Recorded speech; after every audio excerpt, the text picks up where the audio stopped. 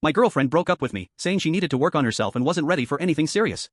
But 4 months later, she completely lost her mind when I told her I was getting married. I'm Andrew, 26, and Lindsay's breakup speech was Oscar-worthy. We were at my apartment, and she'd made this whole production out of it. Lit candles, ordered my favorite takeout, the works. I actually thought she was going to propose. Instead, she sat me down and delivered this monologue about needing space to discover her artistic soul and how relationships were suffocating her creative energy.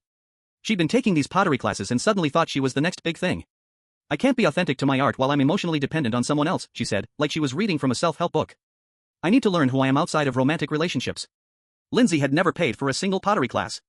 I've been covering them, along with her half of rent, groceries, and basically every date we'd been on for 8 months. Her artistic journey was funded entirely by my engineering salary. But fine. I helped her move out, wished her luck, and figured I dodged a bullet. My wallet certainly felt lighter without constantly covering her expenses. 2 weeks later, I'm swiping through dating apps when I match with Riley. She's a veterinarian, which already puts her miles ahead of Lindsay in the having actual career goals department. Our first message exchange was her asking if I wanted to split the check on our coffee date. I nearly cried tears of joy. Riley was everything Lindsay wasn't. She paid her own bills, had her own car that wasn't constantly breaking down, and never once asked me to invest in her dreams while contributing absolutely nothing to our shared expenses. She was funny, driven, and treated dating like we were equals rather than like I was her personal patron of the arts. We clicked immediately. Like, scary immediately. First date turned into a 6-hour conversation.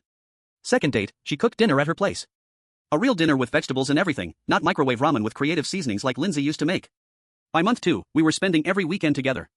By month 3, Riley did something that floored me. She proposed. Not with a ring or anything dramatic, just casually mentioned over breakfast that she'd never been happier and asked if I wanted to make it official. I said yes so fast, I nearly choked on my coffee. We decided on a courthouse wedding the following Friday. Small, simple, just us and 2 witnesses. Riley's idea. She said she'd rather spend money on a honeymoon than throw a party for people we barely see. Meanwhile, Lindsay's Instagram told a different story. Her artistic journey consisted of posting photos of increasingly lopsided bowls with captions about finding her authentic voice through clay.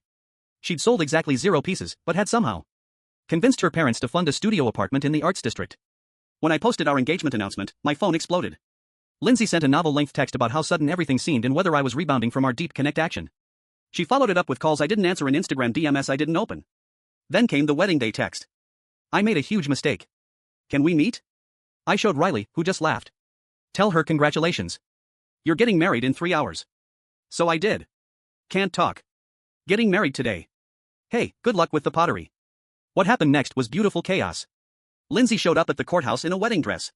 Not just any wedding dress. The specific one she'd been saving for when she found the right person. That she'd shown me photos of during our relationship. She burst through the doors right as the judge was asking for objections, dreaming about how I was making the biggest mistake of my life and how she was ready now to commit. Security removed her while she clutched a ceramic bowl. Apparently, her offering to prove she'd changed it was crooked and had a hole in the bottom. Riley, my brand new wife, turned to me and said, "Well, that was entertaining. Should we get pizza?" Lindsay's parents cut off her funding after the courthouse incident. Last I heard, she was back living at home, working at a coffee shop, and telling anyone who'd listen about her almost marriage to an engineer who couldn't handle her artistic passion.